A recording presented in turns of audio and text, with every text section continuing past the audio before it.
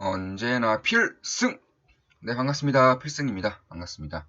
자, 이번에는 천연가스와 관련된 좀 분석을 해드리고자 합니다. 일단, 우리 좋은 마음, 기쁨 더하게 멤버분들은 아시겠지만, 제가 텔레그램 방을 통해서 최근 몇 개월 동안 천연가스에 대한 강조를 굉장히 많이 드렸어요.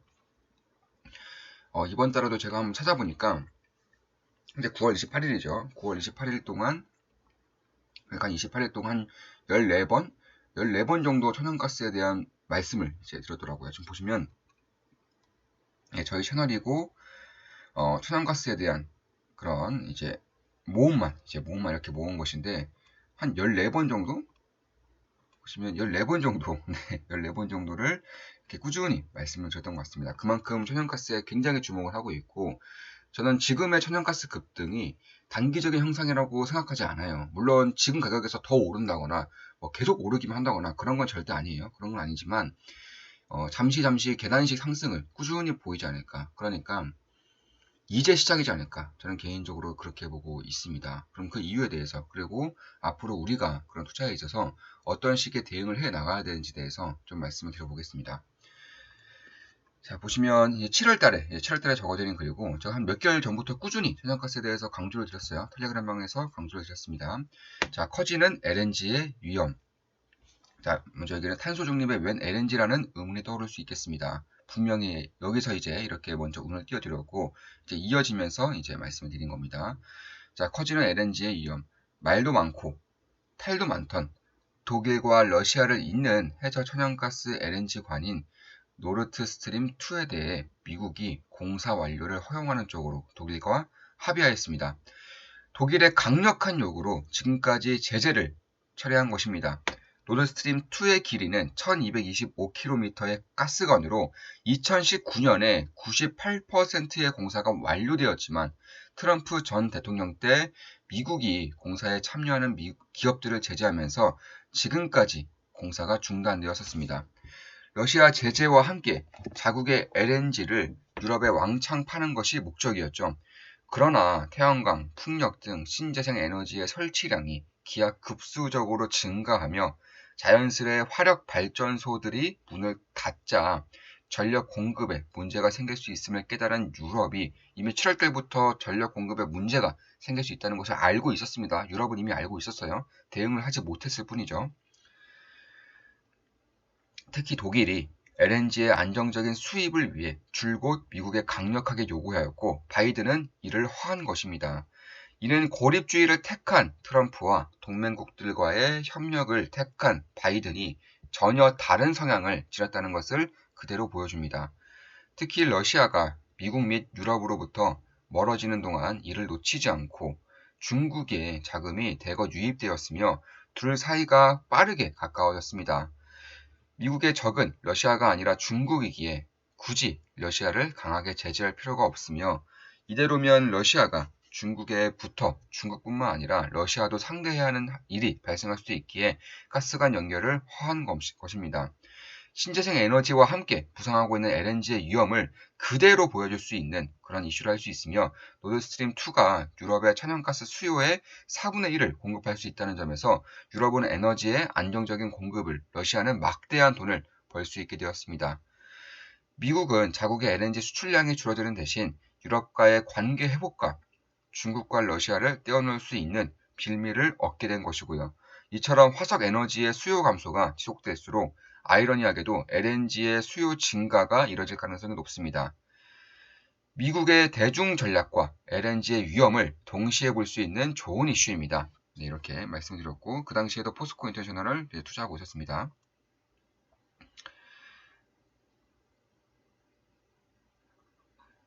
자, 천연가격 가스의 상승은 이어지는 내용입니다. 석유 가격을 밀어 올리는 역할을 합니다.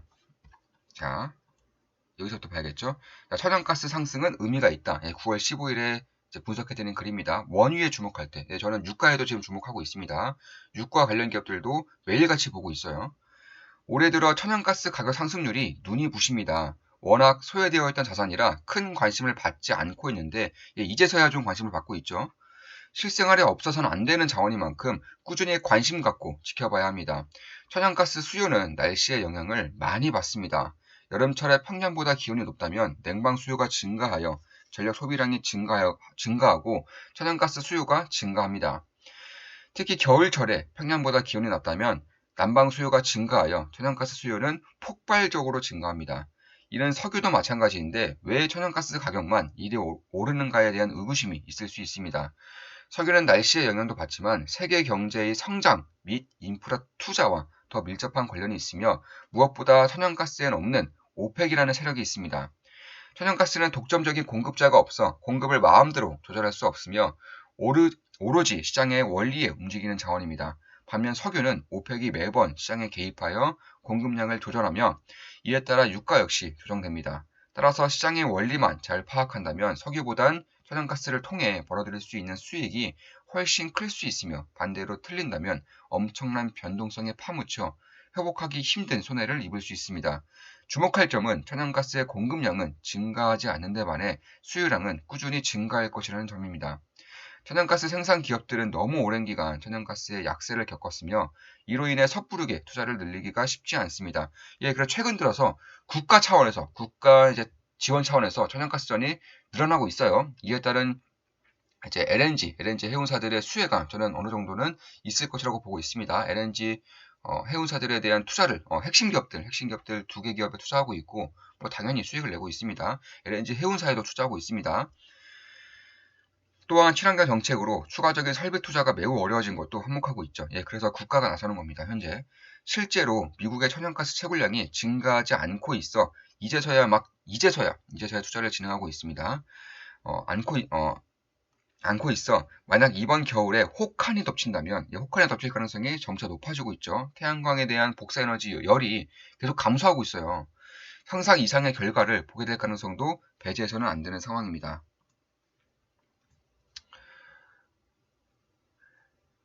가스전을 소유한 대한민국 유일의 기업은 포스코 인터내셔널입니다. 포스코 인터내셔널은 미얀마에 가스전을 가지고 있고 이게 이제 쿠데타가 어느 정도 마무리가 된다면 다시금 가파르게 이제 수익성을 낼 수 있을 것이라고 보고 있습니다. 그 외에도 말레이시아에 가스전을 현재 개발하고 있어요.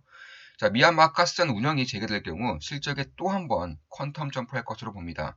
원래 예상은 올해 내에 재개되는 것이었으나 설사 연기된다 한들 사라지는 것이 아니기 때문에 지속적으로 관심을 가질 생각입니다. 포스코 인터내셔널 투자 중입니다. 천연가스 가격의 상승은 석유 가격을 밀어올리는 역할을 합니다. 무엇보다 석유 역시 공급이 장기간 늘어나지 않을 것임을 자명한 사실이며 이와 별개로 수요는 세계 경제의 성장과 인프라 투자 확대로 인해 지속적으로 증가할 가능성이 높습니다. 현재로 포스코 인터내셔널은 현재 충분하게 수익을 내고 있기 때문에 이렇게 말씀드리는 거예요. 제 모든 영상은 매도, 추천 리딩 절대 아닌 거 다들 알고 계시죠? 참고하시면 되겠습니다. 자, 천연가스 가격의 상승은 읽어드렸죠. 내년에 석유 수요 증가는 오펙뿐만 아니라 OECD 역시나 예상하고 있다는 점에서 신뢰도를 더욱 높입니다. 오펙은 이제 유가와 굉장히 밀접한 관련이 있는 기관이기 때문에 신뢰도가 떨어진다 하더라도 OECD 역시나 내년에 석유 수요에 대한 증가세가 가파르게 이뤄질 것이라고 예상을 하고 있어요. 공급이 따라오지 않는다면 가격은 조금 더 강해질 수 있습니다. 실제로 올해 하반기에 중국의 석유 수요는 2019년보다 무려 10% 이상 증가할 것으로 예상되며 미국 등 코로나를 이긴 주요국들이 이러한 흐름을 따라갈 것입니다. 친환경 정책의 진전은 앞으로도 30년간 점진적으로 이뤄질 것이지만 천연가스가 보여주다시피 화석연료 에너지의 가격은 순식간에 폭등할 수 있다는 점을 자시해서는 안 됩니다. 설사 오펙이 마음먹고 가격 상승을 제한하려 한들 한계가 있을 것이며 마음먹고 상승을 제한하지 않을 가능성도 배제해서는 안 됩니다.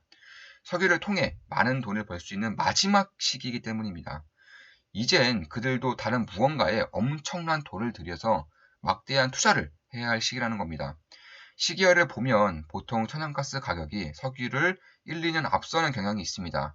슬슬 관심을 가질 때라고 생각합니다. 지속적으로 달러 약세, 금리 상승을 말씀드리고 있습니다. 유가에 대해선 상승 가능성이 높지만 좀 더 지켜봐야 한다고 말씀드렸는데 슬슬 결정해야 할 때가 온 듯합니다. 원유, 유가 상승에 투자해야 할 때가 다가오고 있다고 생각합니다. 이렇게 분석을 해드렸습니다. 정확하게 맞고 있죠. 자, 9월 19일에 이제 분석해드린 글입니다. 자, 유럽의 에너지 가격 상승으로 난리입니다. 왜 그리 러시아산 천연가스 공급 확대를 원했는지 명확히 알 수 있는 현상들이 발생하고 있습니다. 영국 전기세가 1년 만에 7배가 폭등할 정도면 에너지 부족 현상이 매우 심각한 것으로 보입니다. 예, 실제로 현재 영국의 이제 주유소의 30% 정도가 천연가스뿐만 아니에요. 주유소의 30% 정도가 원유가 부족하다고 합니다. 원유가 없다고 해요. 새벽부터 줄 서고 있다고 합니다. 지금 영국의 운전자들이 새벽부터 줄 서고 원유에 대한 사재기 현상이 벌어지고 있을 정도로 상당히 심각한 수준인 것을 알 수 있어요. 주요 원인 중 하나로 몇 년간 실시된 급진적인 에너지 대전환 때문으로 밝혀지고 있습니다. 전력 생산의 25%를 풍력 발전에 의존하는 와중에 바람이 불지 않자 발전량이 대폭 줄어든 것입니다. 수요는 점진적으로 상승하는데 공급이 줄어드니 전기세가 폭발적으로 상승하는 것이고, 이를 잡기 위해 화석연료 에너지를 빠르게 들여오는 과정에서 천연가스 등의 에너지 가격이 급등해버렸습니다. 문제는 올해 겨울은 혹한이 예상된다는 점과 천연가스 등 화석연료 에너지의 비축량이 평년 대비 매우 적다는 것입니다. 1차 수혜는 천연가스, 원유 관련 기업들에 돌아갈 것이며 2차 수혜는 원전, 우라늄 관련 기업들에 갈 것으로 봅니다.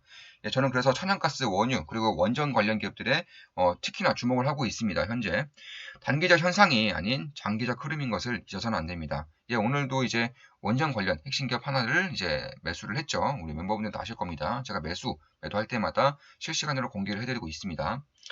단기적 현상이 아닌 장기적 흐름인 것을 잊어서는 안 됩니다.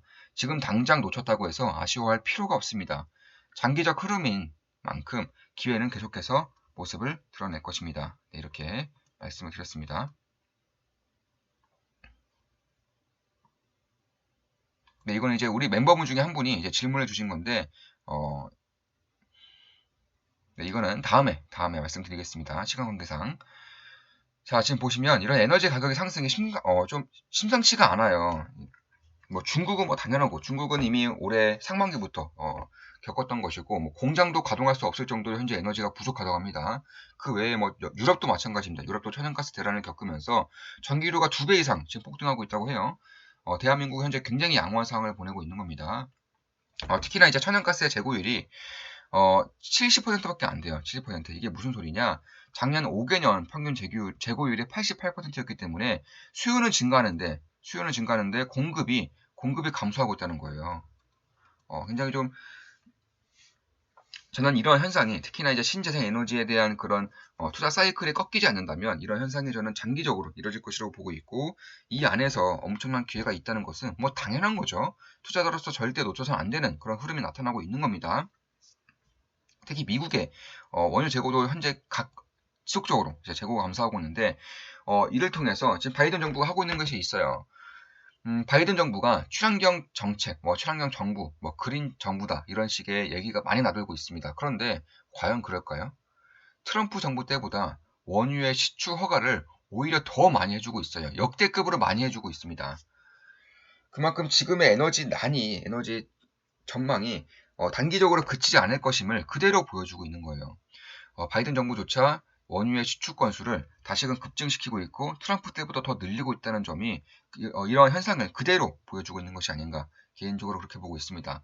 참고로 이런 에너지 가격이 높아지면 원자재도 당연히 높아지는 거죠. 원자재를 생산하는데 에너지가 쓰이기 때문에 당연히 원자재 가격도 높아지는 것이고, 농산물 가격도 높아지는 거예요. 왜냐하면 천연가스 같은 경우는 이제 비료의 원재료는 쓰이는 경우가 있기 때문에, 결국 천연가스 가격이 상승하면서 비료의 가격을 높이는 것이고, 비료의 가격을 높이면서 농산물 가격도 높인다. 그러니까 농산물, 원자재 전방위적으로 뭐 에너지 가격은 말할 것도 없고요. 전기료 이런 거 말할 것도 없고, 농산물의 원자재까지 가격을 높이는 현상을 나타내고 있기 때문에, 결국 제가 말씀드렸던 인플레이션, 스태그플레이션이 점차 강력해지고 있는 것은 자명한 사실이다. 연준이 지금까지 말을 했던 일시적 인플레에 대한 그런 희망 섞인 그런 달콤한 말들은 사실 사실이 아닐 가능성이 점차 높아지고 있다는 점을 좀 말씀드리고 싶습니다. 이 안에서 어마어마한 기회가 있는 것은 분명해요. 저 같은 경우도 천연가스, 유가, 원전 이런 관련 핵심 기업들의 투자를 진행하고 있고 이미 수익을 내고 있습니다. 자, 앞으로도 좋은 좋은 기업 분석으로 찾아뵙겠습니다. 필승이었습니다. 천연가스에 대한 분석이었고, 에너지, 원전에 대한 분석을 해드렸습니다. 필승이었습니다. 필승!